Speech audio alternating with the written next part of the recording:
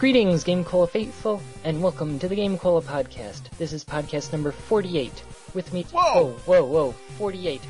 We're almost at 50. And here today with me is Nathaniel Hoover and Michael Gray. Everyone introduce yourselves. I'm Michael Gray. Hey, I'm Nathaniel Hoover. I love Mega Man. Oh, you're such a liar. You guys. Yep, we're the guys. Couldn't think of a good comment for that. Yes. Okay, so do we have any discussion topics or... Okay, I do have a topic to bring up for a second. Okay.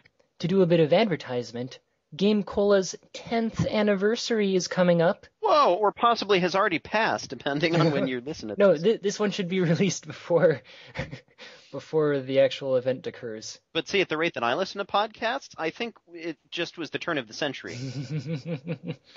What was it? Sunday, April 22nd. 10 years, 10 hours, 10 a.m., the 10th anniversary Podtacular. We're going to be doing a live 10-hour podcast Sunday, April 22nd, in celebration of our 10th anniversary. How many people have signed up so far, Jetty? A whole bunch. I don't have the list in front of me. Actually, let's see. 1, 2, 3, 4, 5, 6, 7, 8, 9, 10. And, although there's only 10 at the moment, if any of our wonderful listeners would like to call in between 5 and 6 p.m. EST on EDT. EDT, oh. Anyway, between 5 and 6 p.m. on the East Coast. Eastern. On Sunday, April 22nd, if anyone wants to email me, podcast@gamecola.net, your Skype name or your phone number so that we can call you. There's going to be GameCola Faithful Power Hour, where we call our wonderful listeners and talk to them for that hour. We've clearly thought this through. Yes. Are you guys planning on doing anything special for the 10th anniversary of GameCola besides the Podcastacular? There has been some words thrown about having a video collaboration. There have been some words thrown about, but there's been no interest or grammar.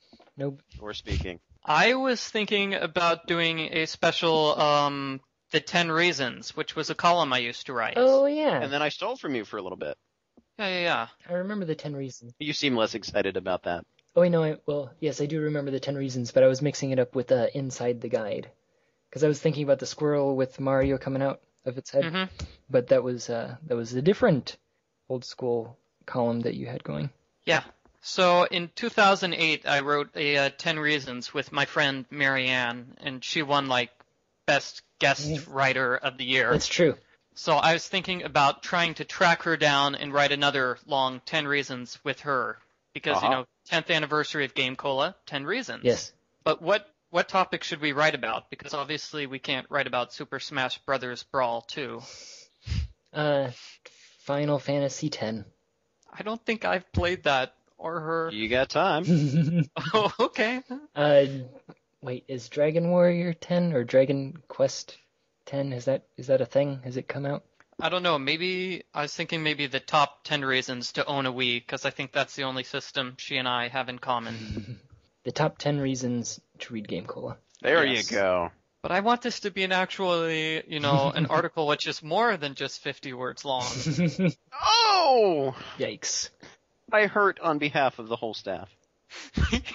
And those who refuse to acknowledge themselves as former staff members and participate in our podcast. Yeah. Where is everybody? Although actually we do have a couple people from old school GameCola. I mean, there's Matt Gardner and Eric Reagan, and then Sean Seckenheim. Podtacular, whatever. You're not trying very hard, are you? Maybe. So Nathaniel, you had some topics, did you not?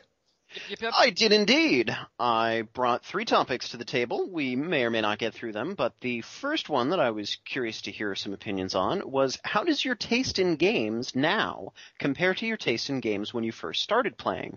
Alternately, are you playing the same games now that you did back then? Pretty much. And not even just the same types of games, but the same games exactly. Such as? Dragon Warrior. Crystalis, actually. I've been doing a Let's Play for Crystalis in the past couple of weeks. It's pronounced Crystalis, No, but I'll let it slide. No, it's not. You lie. What we need, one more disagreement in pronunciation here at GameCola. Yes. Fazanadu? Apparently that's how it's actually pronounced. I've always pronounced it Faxanadu, but apparently, according to Wikipedia, it's Fazanadu. I have no comments because I've never actually touched an SNES. Which is fantastic because it's for the NES. Oh. Really? Yes. Yeah. Fazanadu is for the NES. Well, what about the other game he mentioned? Crystalis? Crystalis for the Game Boy. No. Also NES. No, yeah, it was originally on the NES. They made a Game Boy Color re-release, but still not Super Nintendo. So which one was the one you liked more, the Game Boy Color or the NES one? Nathaniel? Okay. So for those of you, and actually, Jetty, have you played the Game Boy I have release? I have not, surprisingly. You would think, as much of a fan as I am, but, you know. Yeah, so we've got two huge Crystalis fans here, and just a little bit of background if you've never heard of this game, and shame on you. Where do you come up with this pronunciation? It's how it's always been. It's on Wikipedia. To be fair, one of my friends in elementary school, we played through Final Fantasy. He pronounced ogres as orgs, so you know where I'm coming from. Anyhow, so Crystalis is a top-down RPG, sort of along the same gameplay feel, a little bit like Legend of Zelda, more like the Super Nintendo one than the original NES. But you are this guy who wakes up from this sleep chamber, and you've got nothing. And then you pick up a sword, and you're the destined hero, and you pick up another sword, and you pick up all these elemental swords, and you go save the world from the evil emperor, and there's lots of cool fantasy stuff, and magic, and experience leveling up, and one of live-action the gameplay. Best trick endings of any game ever. Yeah, don't spoil it for it. Don't spoil it for me, because I have been meaning to pick up and play this game ever since Nathaniel reviewed it, and he reviewed it very highly. Yes. Although not on GameCola, actually. This was on my blog, Expanding Your Horizons. I did like that your review is posted on the exact same date as my review that I posted. Although, to be fair, it's posted on the end day. Yes. So that's the game with the end day. Okay. Yes. The game that so boldly proclaims the end of the world. In 1998. 7. 7? Yep. Oh, yeah, that's right. Never mind. Sorry. We've posted in 08, so I assumed it was 10 years, but never mind. Oh, that was the year Hercules came out. Ah, yes, the anchor for all of our time and life, Disney movie. So anyhow, we were talking about this wonderful game, and the Game Boy release of Crystalis is largely the same game. They decided to do some graphical, quote-unquote, upgrades, just adding more flavor, random objects sort of scattered around the battlefields, and they revamped some of the dialogue, so there's actually a little bit more character in the dialogue. And so you can actually tell where you're going. Yeah, there's a little bit more of that, too. But the issue that I had with it, first of all, the viewing area, the playing area, is a little bit smaller. So you run into enemies that normally you would have seen coming from a little farther away. So the game is a little bit more difficult, and the music and sound effects are really kind of grating. They just throw out the entire wonderful, catchy toe-tapping tunes, and it's tough to listen to. Really? And I had a couple other issues with it here and there, but I mean, there were a couple of good things that were really neat about it. It's worth playing if you're a hardcore fan, but if you're not a hardcore fan, totally skip it and just play the NES game. You can always watch my Let's Play that will be coming out eventually. Yeah. And where will we be able to find this Let's Play? On the GameCola YouTube channel. Whoa! I know, but the thing is that anyone listening to this podcast probably comes from the YouTube channel, so it's not really worth explaining. GC.net. With the word dot and the word net. I am an iTunes subscriber. Really? Mm-hmm. Have you voted for us and commented or reviewed or whatever? I have tried to vote for you guys. I know I managed to do it once, but please explain the process for those of us who don't remember. I don't know. Ask Paul. Oh. Wow. I think you go on iTunes and you search for GameCola, and then you vote for us. Oh, I have 6 applications which can be upgraded. I'm going to do this now, but if that's it for Crystalis, or Crystalis, yes. Chrysanadu. That'd be a game. I had a question. This is something that came up while I don't remember the number of the podcast where we had the Cast of Turnabout musical. Yeah, number 42 and 43 or something. Mm-hmm. So anyway, we were talking. I remember the girl volunteered to play Paul's beard in the game musical. Yes. And that's my question is it possible for a man to have a female beard? Huh. Why not? I mean, do beards necessarily have to have a male gender? Interesting. Well, see, Paul and I have been discussing Beardmaster Legend of the Seven Beards. Mm-hmm. And we have been discussing how to make it so that we can have the female GameCola staff members in the game as well, if we're going to be equipping the beards. Well, I thought that, one level could be where our hero is sent to, say, like, the Amazon. Like the Amazons, the all-female warrior tribe, and he gets sent there. And We've played Crystalis. We know who the Amazons are. Yeah. I have not played Crystalis.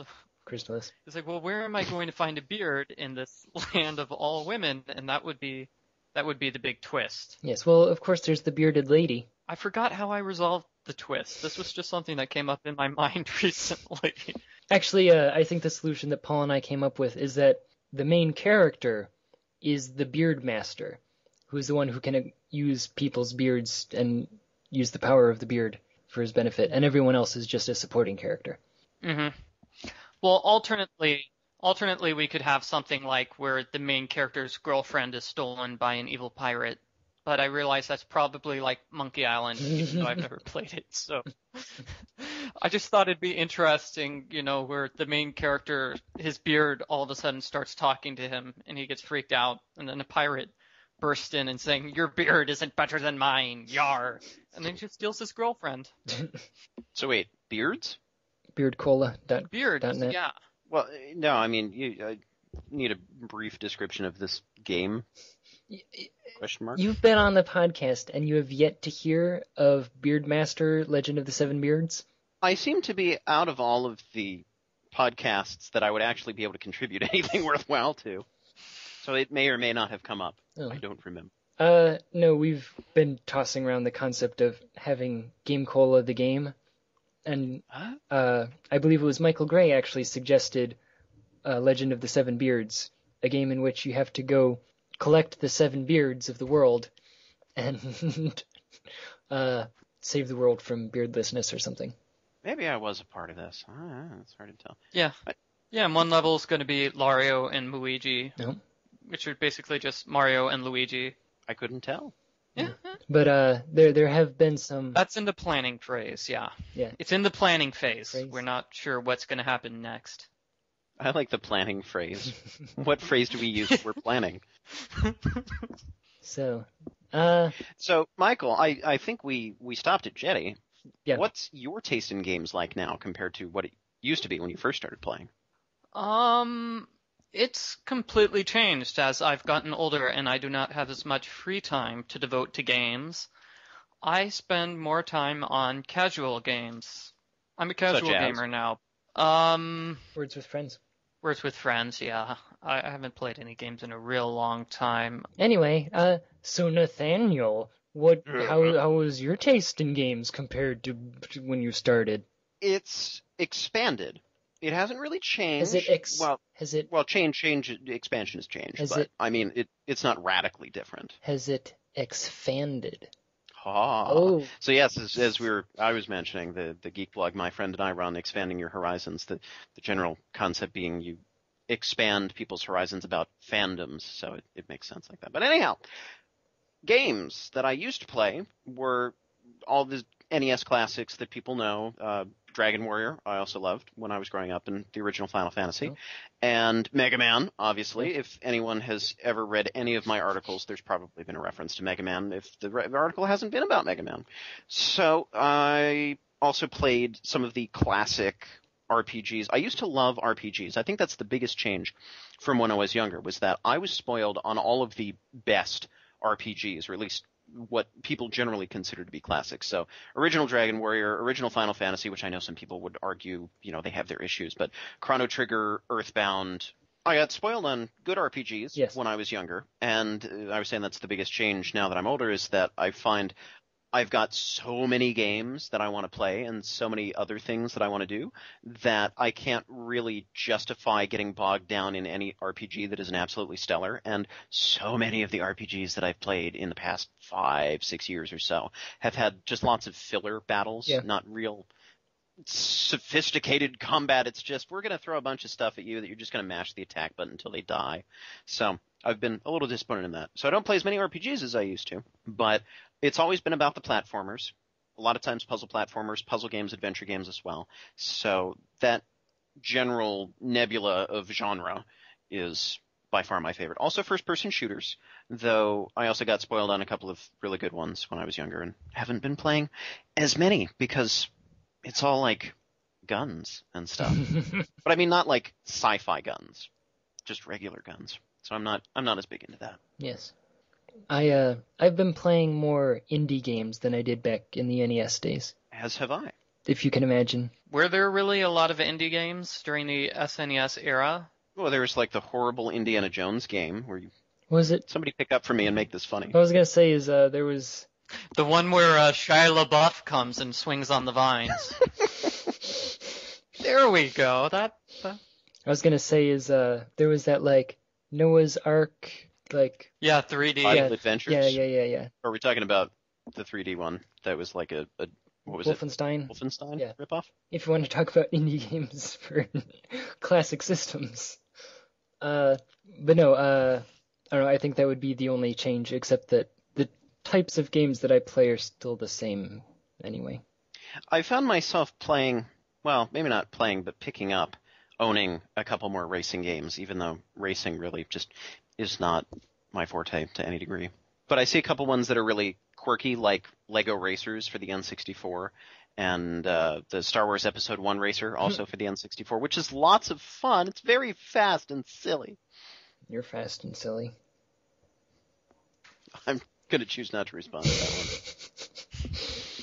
So, I'm actually looking back through my backloggery, which I talk about excessively, because it's a wonderful way to keep track of my backlog and my collection of games, just to see if there's anything else in particular that jumps out at me. Oh, Flash games. I play lots more Flash games than I ever used to. now that you... But that's mostly because I write the Flash Flood column for GameCola. Yeah, I was going to say. Mm-hmm. Well, that's actually how it started, was I played a bunch of Flash games, and then I'm thinking, well, I could probably make a column out of this, because I play enough of these to have some. And so I just, anytime I found a game that was even remotely interesting to talk about, I just throw it into a document. And so I have a bunch of games that I haven't found enough of a theme to unite them, but someday they'll come out. Oh, and space shooters, because I got on a Gradius kick. Oh, wow. That's the thing, like, when I was younger and, like, originally into games, I hated scrolling shooters like that. But then, for whatever reason, oh, that's right, I downloaded the music for Gradius, and I was like, huh, this is actually pretty catchy. And so then I tried playing the game, and this was, like, 3 years ago. And I was like, dude, this is actually pretty cool. I can't say that I really, like, got into the genre, but I at least had actually played one all the way through. Yeah, I'm really terrible at space shooters, but the original Gradius for the NES is one of the first 3 video games I ever owned. And I had to use Game Genie to actually beat it, but it was tons of fun. And then I was sort of same deal. I got listening to some of the music of Gradius 2. And I said, wow, this is really good. I like this. So I went on to the Wii Shop channel to see what old games were there, and a whole bunch of Gradius 2 and 3 and Life Force and Gradius, was it Rebirth? I was just having a field day. I was at a friend's house recently, and a couple of games were scattered around on the floor, and I was like, really? Life Force?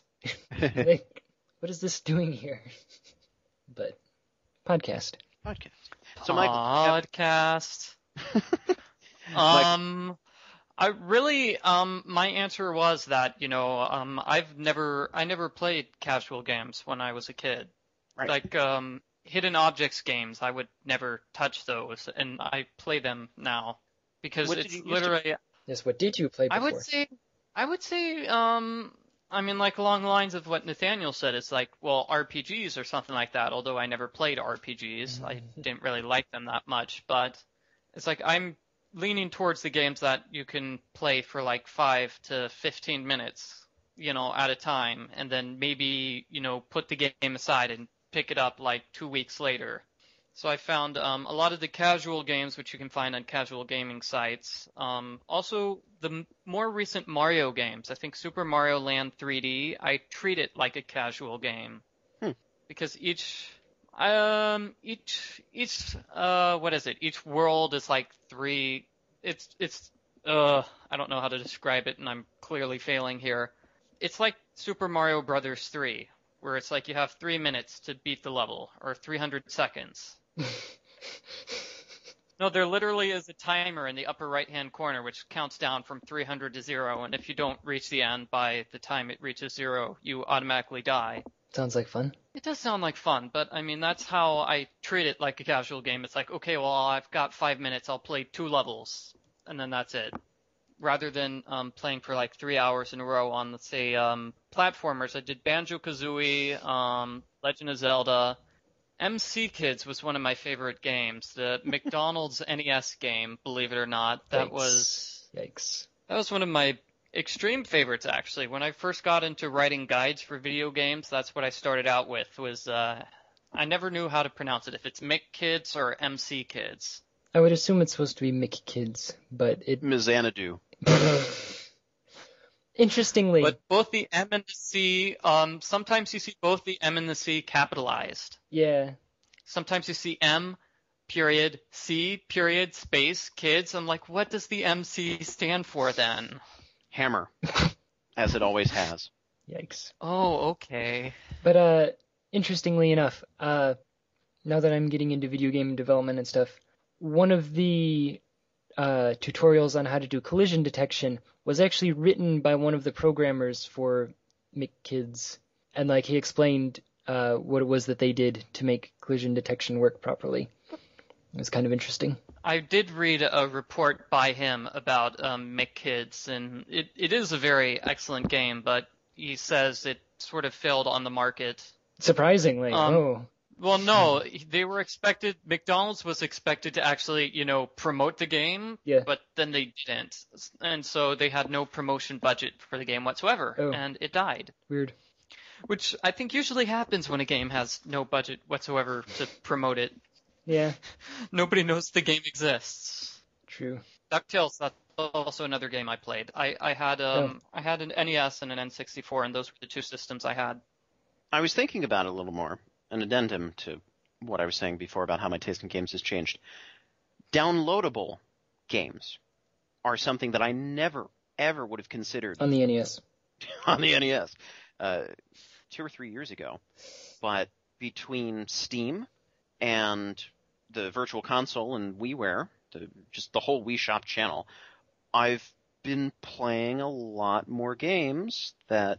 especially the smaller indie games on Steam, and especially the old classics that are way too expensive and probably not in decent condition a lot of the time to go out and buy the original cartridges. I've been playing a lot of those games, and I never would have thought it, because I think I talked about this way back when we talked about, what was it, GameFly, GameTap, Game something or other. It was like way long ago, podcast 10 or something like that.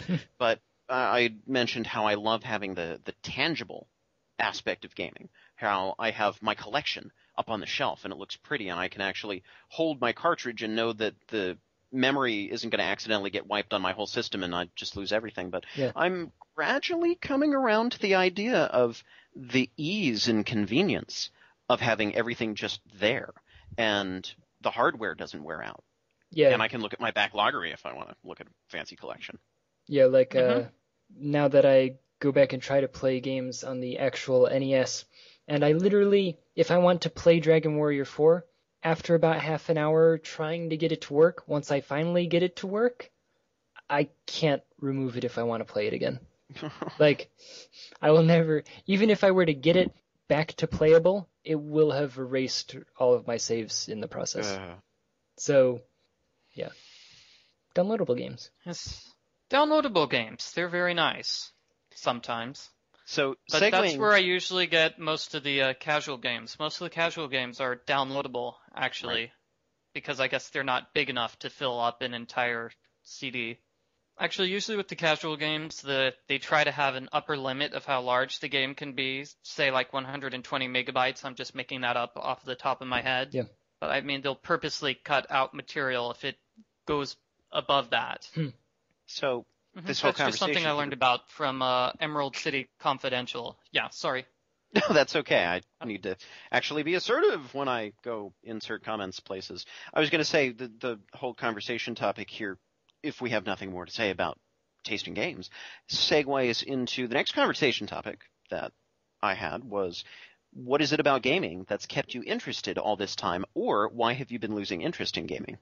Because I see I see that as related to changing tastes in gaming, or staying the same.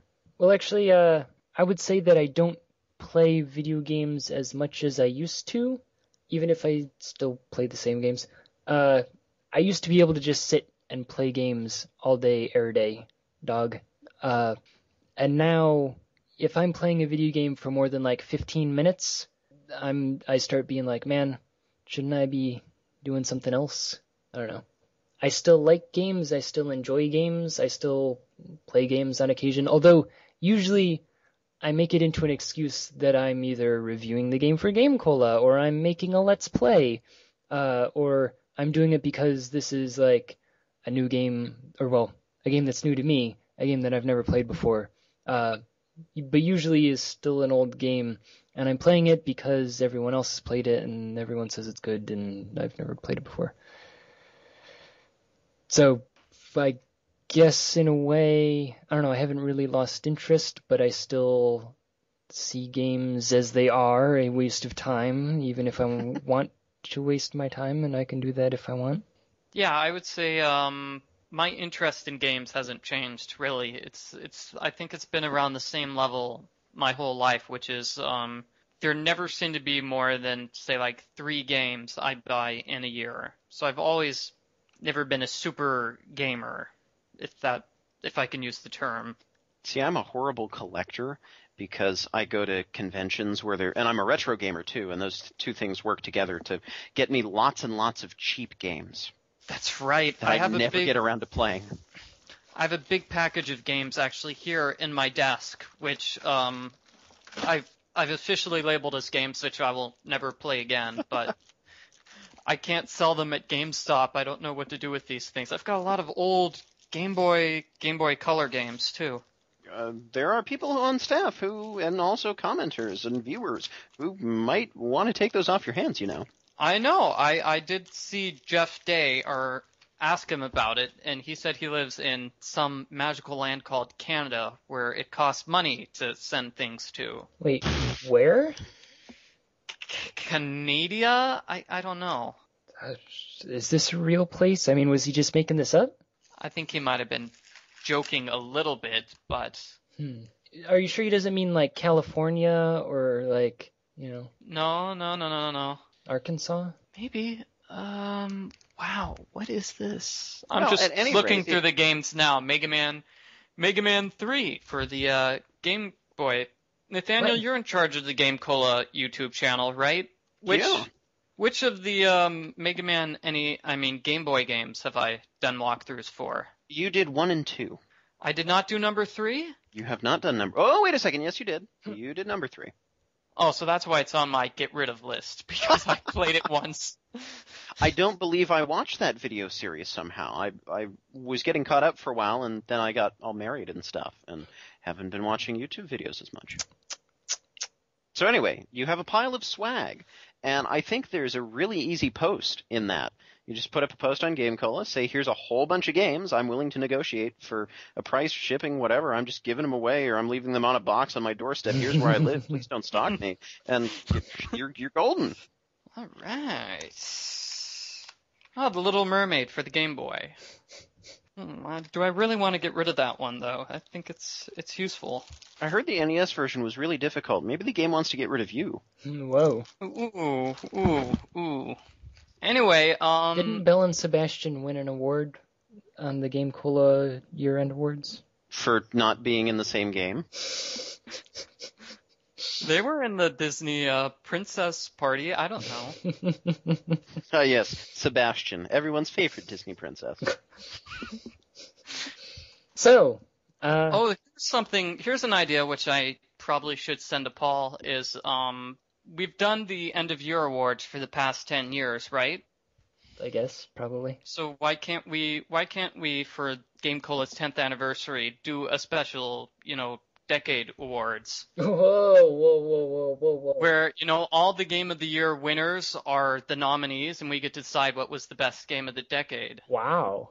Because we already have a nominees list and everything. But look out, because the winner of the best new character of the decade, the seagull. I'm going to vote for the seagull from Wind Waker because that was a really good character.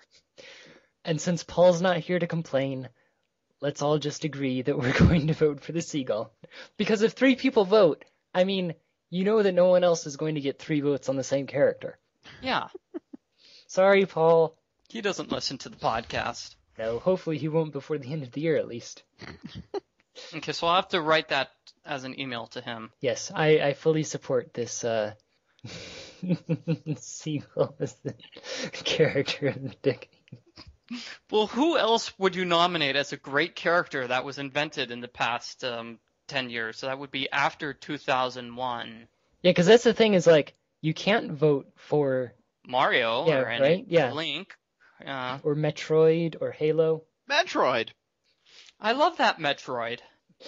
He's such a great character. We could vote for Epic Mickey. Yeah, not regular old Mickey, but epic Mickey. So, Nathaniel, have you talked about how your gaming interest has changed? I have not. You guys just keep blabbing and don't let me get a word in. Well, yeah, I Sideways. guess I get a word in Edgeworth all the time, but I don't talk about Phoenix Wright. Objection. Yeah, I'm sorry. It's in our contracts that we have to talk about either Phoenix Wright or Mega Man at some point. Yes. Love you, Capcom. Has underwritten everything we do, apparently. So, my gaming interest. I was actually so interested in video games when I was younger that significantly younger, that it was kind of difficult for me to talk about other things a lot of the time. My interests have since expanded, so I'm probably just as interested in games as I used to be, maybe a little bit less, just because I've got other things like anime. I've got Anime. television shows and movies that I'm... It's anime, thank you. Anime! It's anime. Oh, okay. Just like that. And writing and YouTube videos and other things. So I have a broader range of interests than I used to, and I talk about video games less, even though working, quote unquote, with the $4.59 of Google ad money that has yet to be distributed to the staff.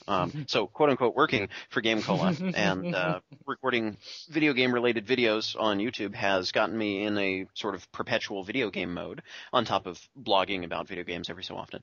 So it's still something I talk about more often, but as far as just general interests go, it's still my favorite pastime, but I'm not as dedicated to gaming as I once was.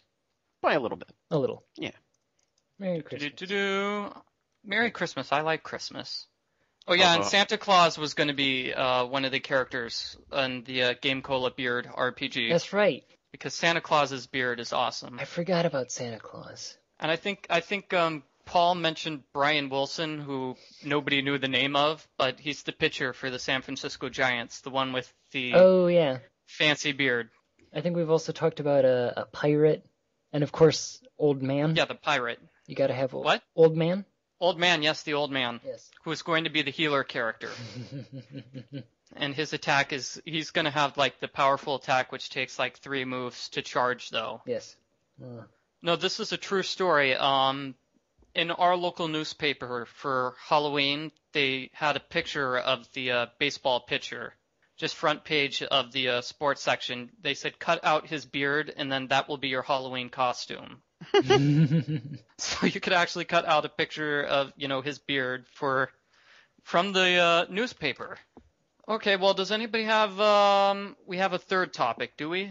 Yeah, a third topic that also sort of connects to everything we've been talking about, and it's multiple parts, so it's just sort of a general feel question. I'll just throw out a couple of individual questions that all sort of tie together and just respond to the general feel of the question.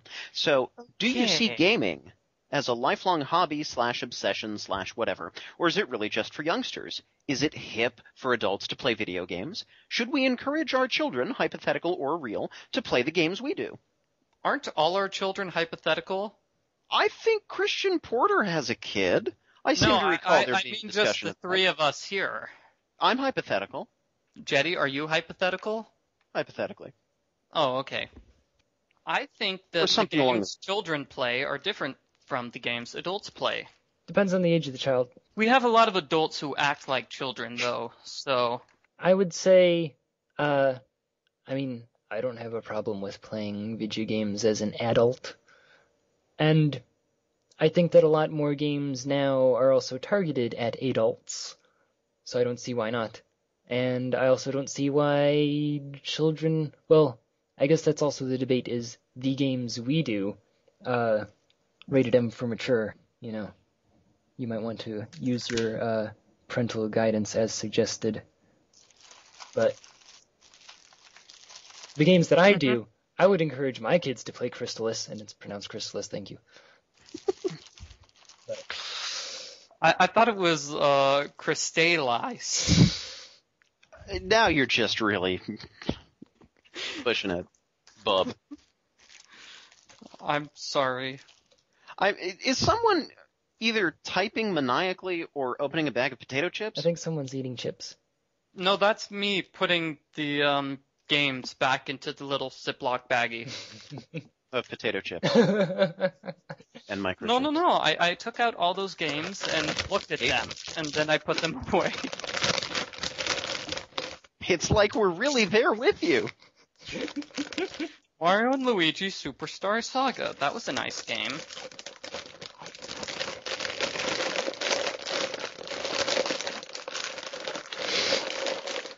This is the sound of the podcast.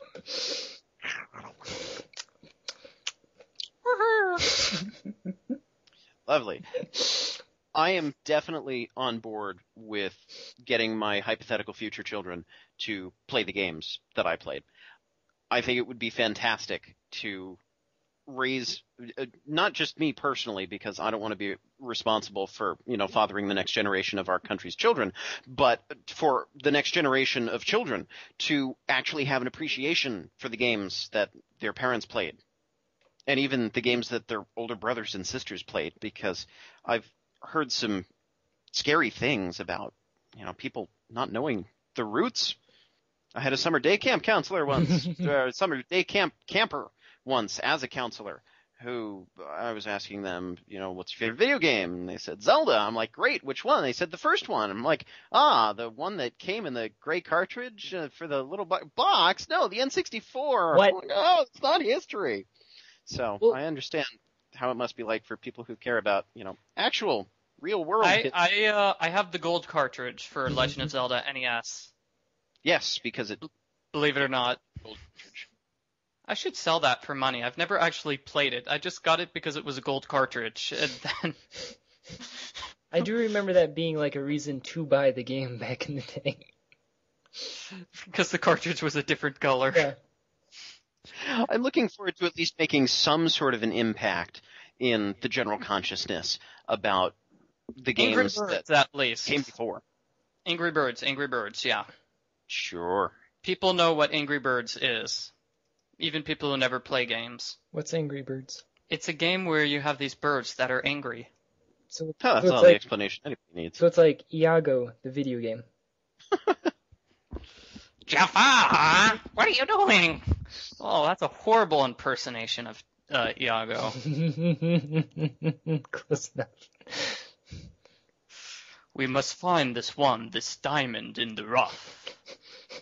Which year was that one? That was 1996, wasn't it? I don't know. That sounds right. No, Aladdin? No, No, it was sooner? like 90. 92. Who knows?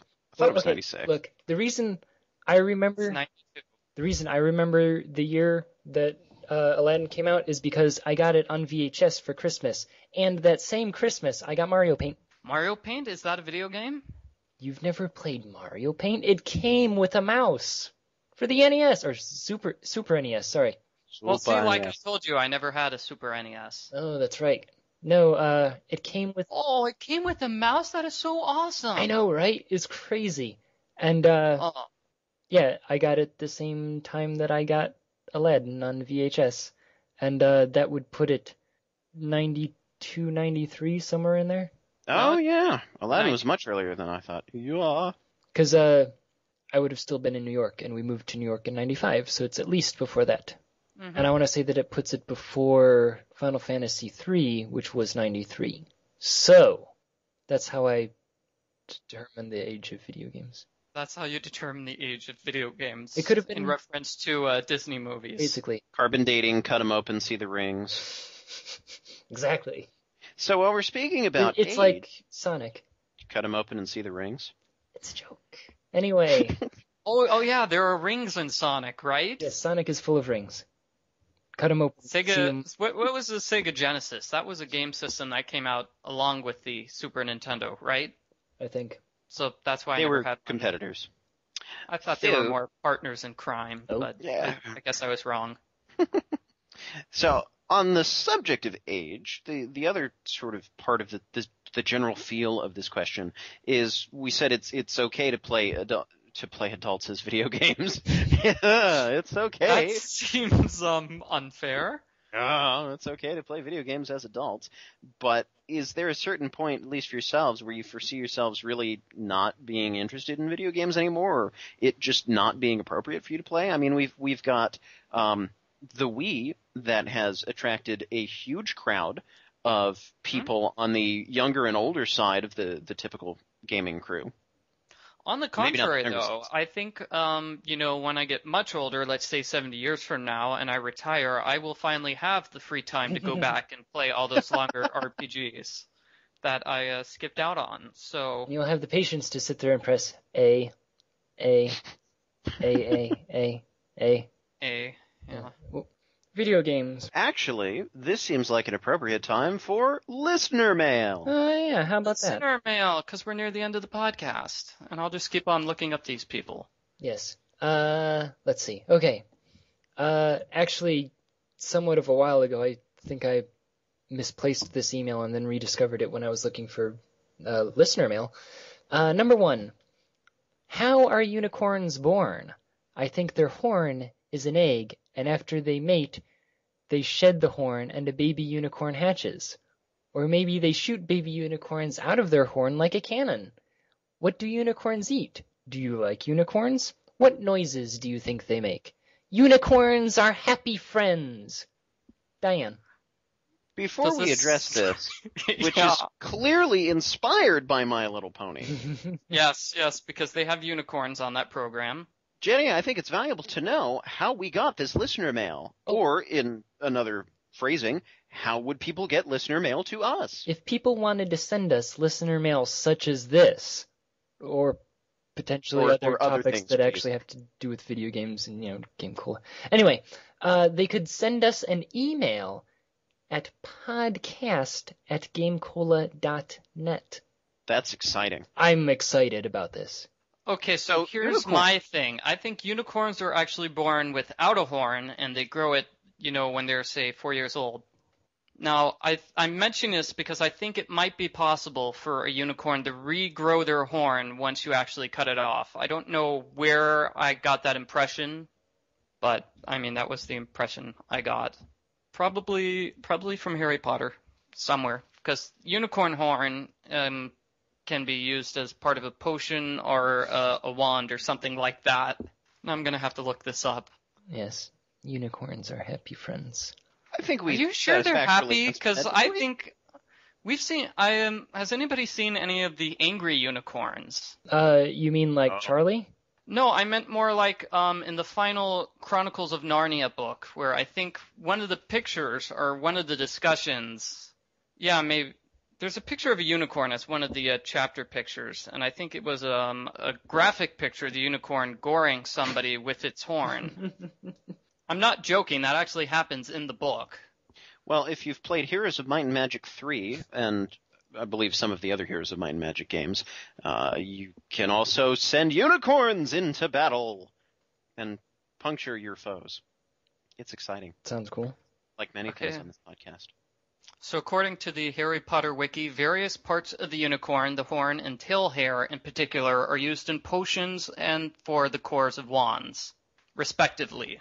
So, I mean, I don't think they would use unicorn horns if the horns did not grow back, because that would be very... Yeah, well, don't they talk about, like, killing a unicorn? That would be cruel. Yeah. Like, yeah.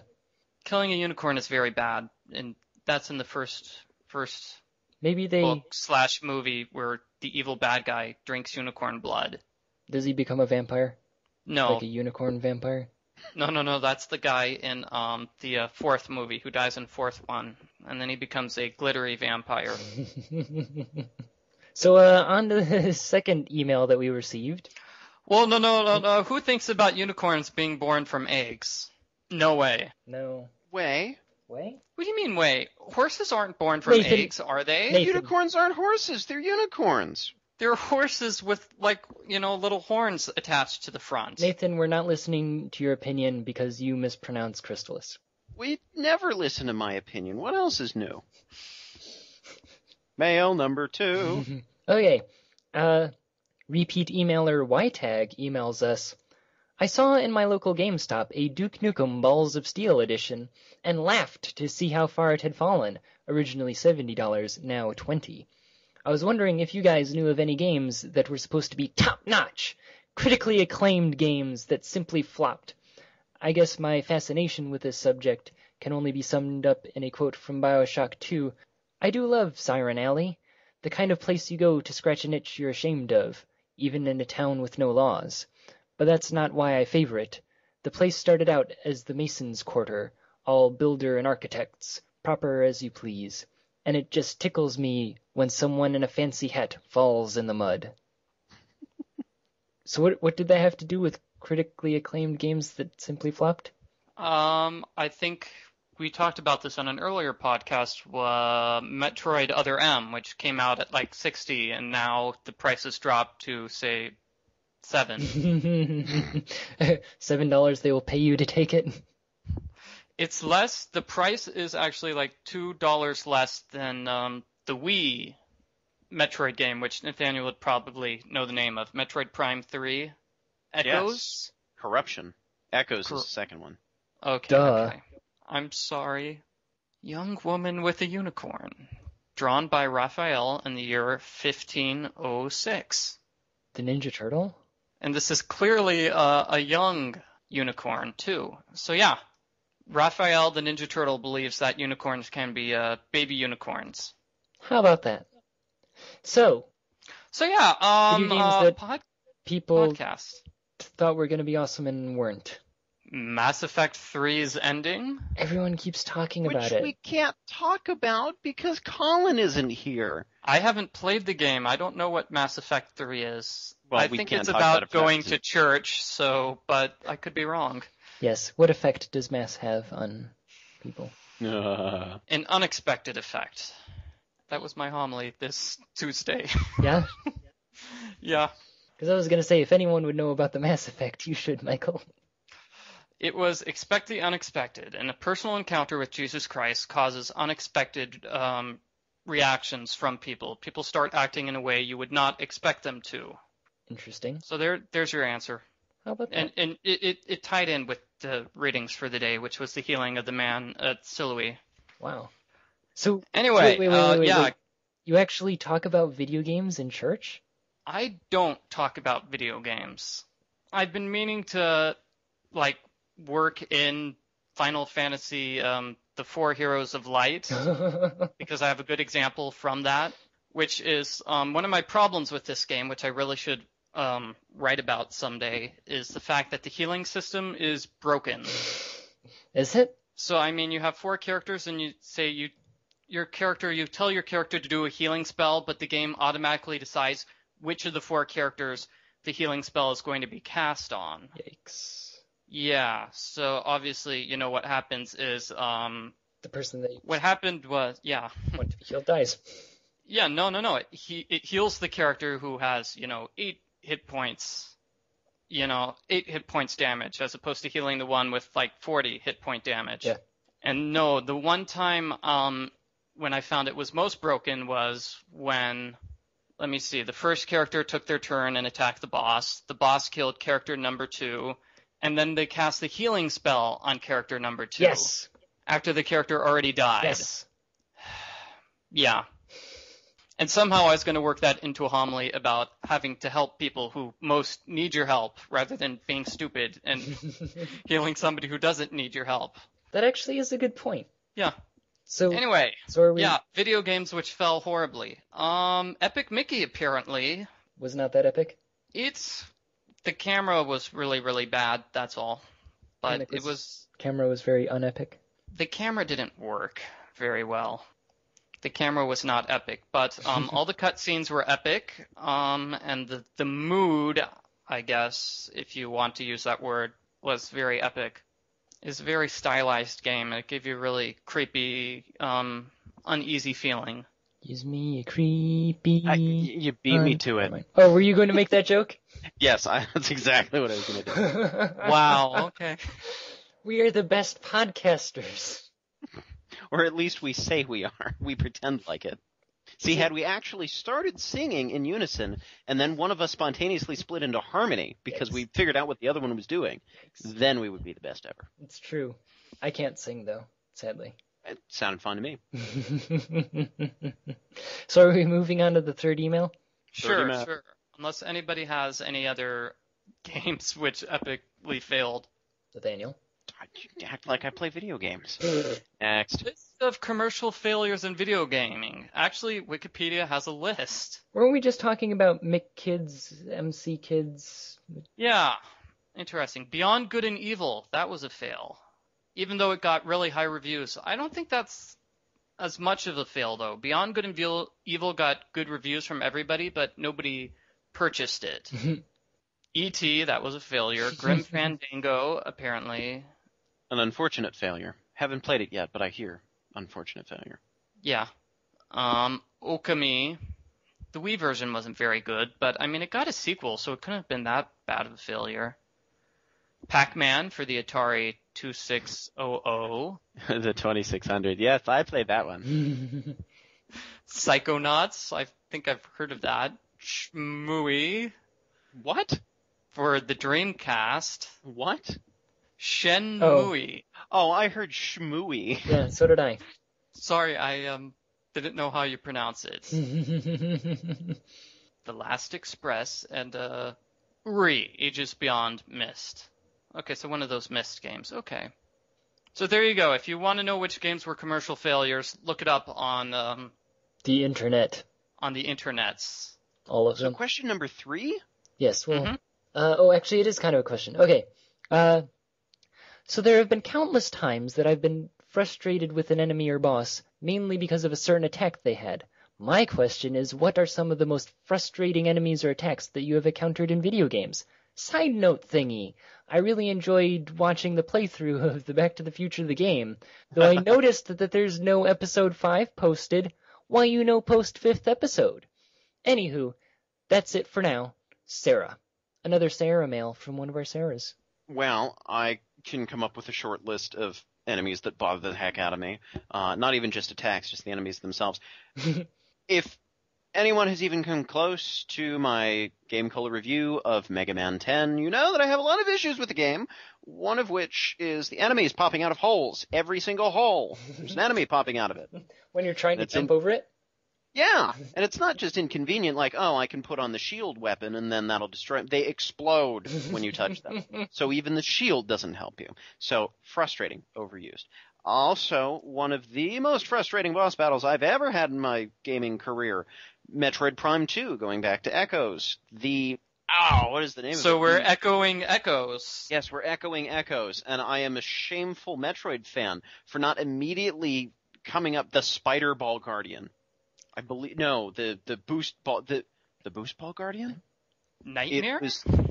Okay, so the premise of Metroid Prime 2 is that you find this sort of like parallel shadow planet, and you're jumping back and forth between the regular planet and its shadow doppelganger.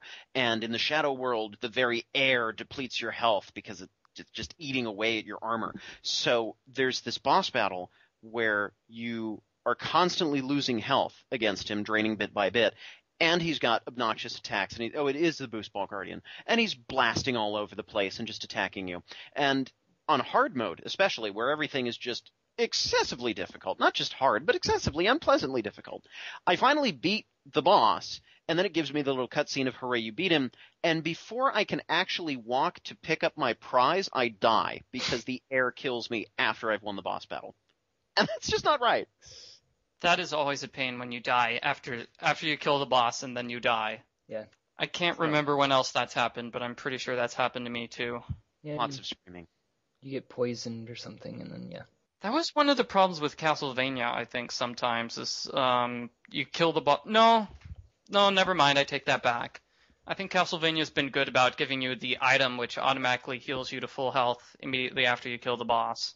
Well, a lot of the earlier games, there were times where, like, you beat the boss, and then, like, oh, the room is shaking, and it's about to end, and then you run out of time. You didn't stop the timer when I beat the boss, so I still die after I defeated them? Yeah. Like, or other things where, like, you beat the boss, but, like, their bullets are still moving around, so, like, you beat them, and then after... And then you get killed by their projectile. Yeah. So, I think those are our complaints. Well, I also have Well, that doesn't have to deal with the boss moves, per se. It's when the game kills you after you've killed the boss. So, what are boss moves that we dislike? I know Paul hates it when the boss can heal himself. I was going to say that one, or specifically, when the boss is not like a single enemy, but RPGs have a tendency to have at least one boss that is like three pieces. 2 hands and a head. Yes, and one of the hands can heal the others. Respawns, yeah. Yeah. Right. When done right, those can add a nice little bit of variety to a game. Yeah, when done wrong, they're flat out annoying. There's one particular boss move that I'm thinking of in Jedi Knight 3 Jedi Academy. If you're playing, it's a first-person shooter and third-person shooter because you get a lightsaber and then go around hacking up stormtroopers and such. And at the very end of the game, if you have chosen the dark side path, you go up against, I'm not going to spoil this, but you go up against a good Jedi who grabs you by the seat of your pants and throws you across the room from time to time. And the time that it takes for this animation to execute is intolerable because he does it every time you get close. So there's another annoying thing that no one can relate to because they haven't played this game. Yeah, here's another annoying thing that I bet nobody can relate to because they've never played this game. The final boss in Legend of Zelda Twilight Princess, for some absurd reason, the way you defeat the final boss is by hitting him 50 times. That's all. So, I mean, I think that's just a little bit too much.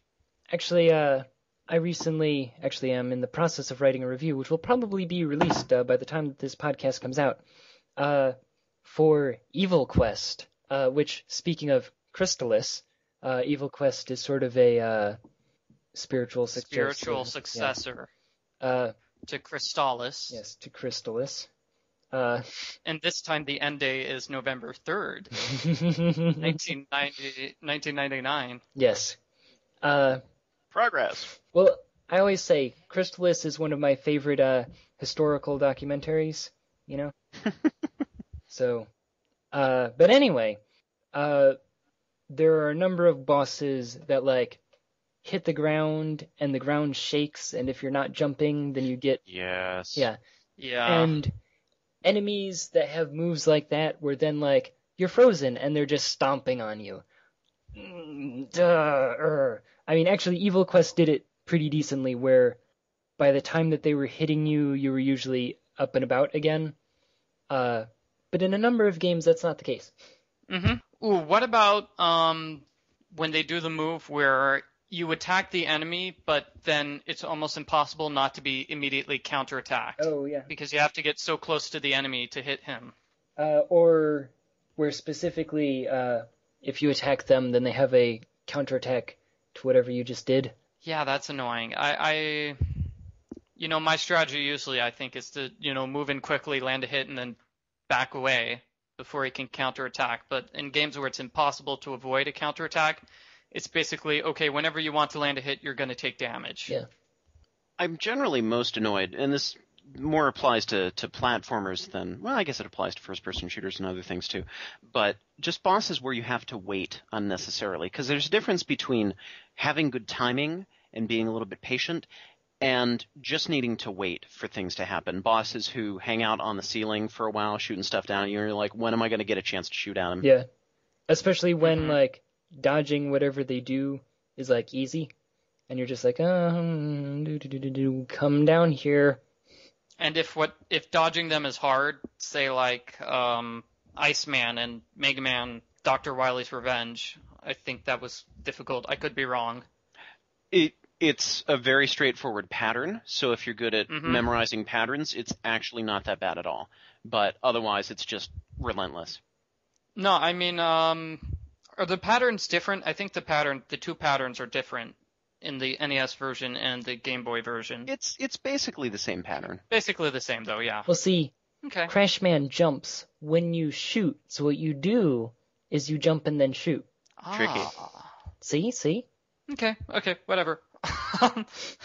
So I think what we've decided is attacks that are unavoidable, those are ones we don't like.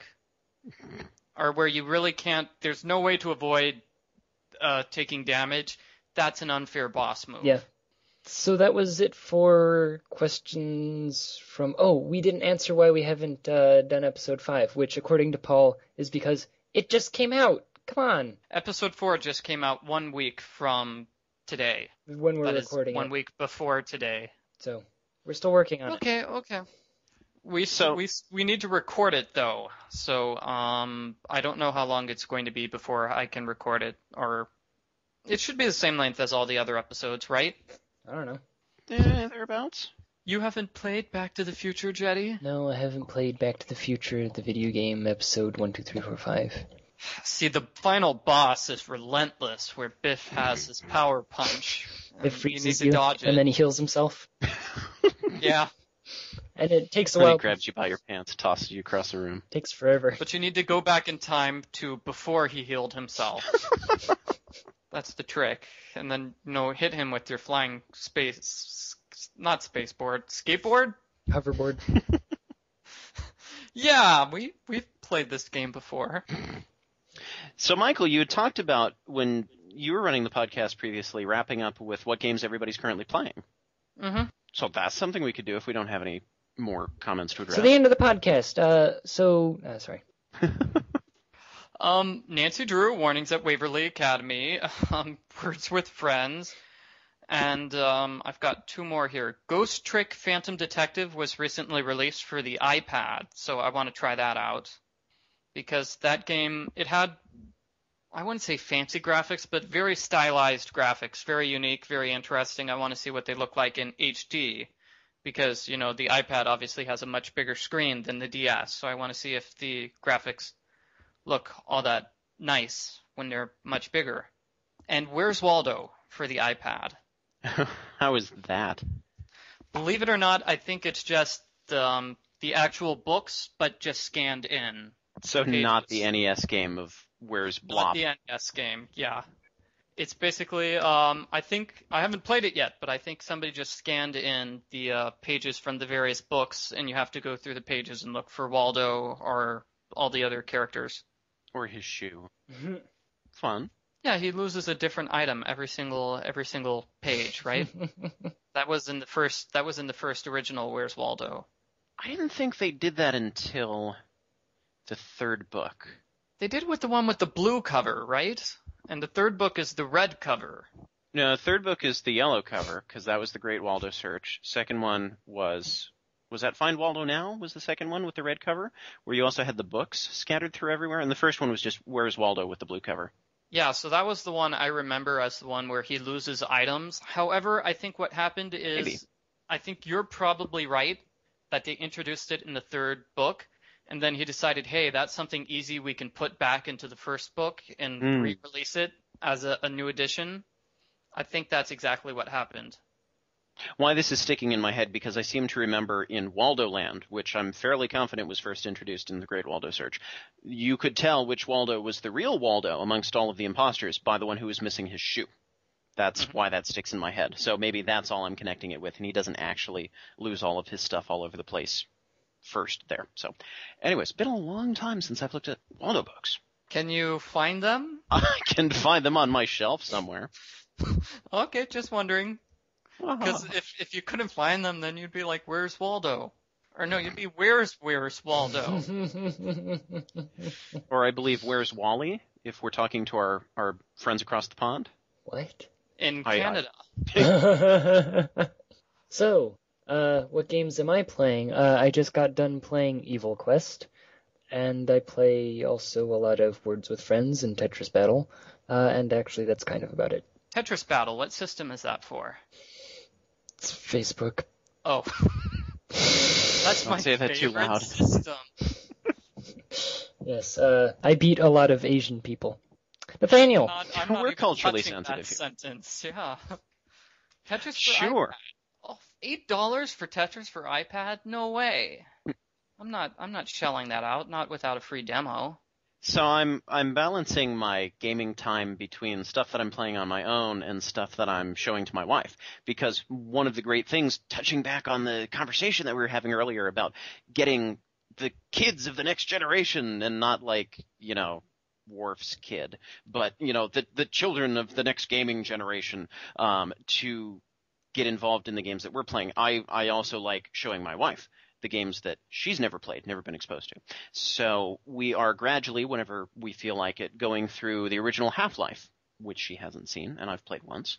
And it's not as scary the second time around once you know where everything is, and you've also got the light on and somebody sitting next to you who, you can talk to about, oh, that thing just sort of jumped out at us and killed us, didn't it? Wow. And we just finished playing through the VGA remake of Space Quest 2. A fan game that's been long in development, so very exciting for a Space Quest fan such as myself. And also, for myself, I'm going through Mega Man Battle Network 2, because it just wouldn't be me if I wasn't playing through some Mega Man game, although this is a new one that I have not played before, because I never really got into any of the spin-off series that didn't really involve platforming. So this is more of a Pokemon RPG kind of a action-y game. Battle Network? Battle Network, yeah. So it's interesting. It's pretty good. Will not replace my love for the classic series or the X series or any of that, but it's worthwhile so far. And playing through, while everybody else is playing Skyrim, I am, true to form, 2 iterations back playing the Elder Scrolls 3 Morrowind. Actually, I recently rediscovered this CD that I've had since 1998, that a friend of mine, it was back when piracy was done through CDs that you got from your friends, and it contains a whole bunch of games, including Arena, the first Elder Scrolls game, and I have totally been wanting to play that. And it's also available for download free now, I believe. Oh, it's boring. I know. It makes your piracy totally illegitimate now. I know, I mean... 1998, Disney produced Mulan.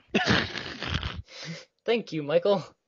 But, no, I just remember it was one of those games where their version of anti-piracy was requiring you to read, a certain word out of the manual. Well, presumably, if you bought the game, you'd have the manual. If you stole the game, you wouldn't have the manual. So that actually made sense.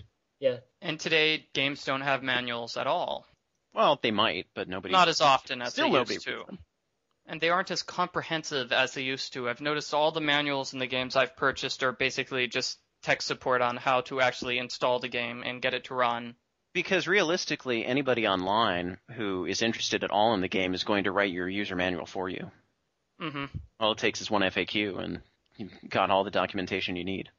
I still would enjoy seeing a characters section put into the little manual or something. Your parents help you set it up. Wow. Anyway, Anyway, that's it for the podcast. I gotta get going. Wait, hold on. Email us at podcast@gamecola.net. Visit us on YouTube, gc.net with the word dot. Vote for us on iTunes. Vote us 5 on iTunes and give us a review because you like us. Mm-hmm. And visit our actual internet website, www.gamecola.net. The end. If you have any comments about unicorns or no, it's games, totally the end. It has the ended.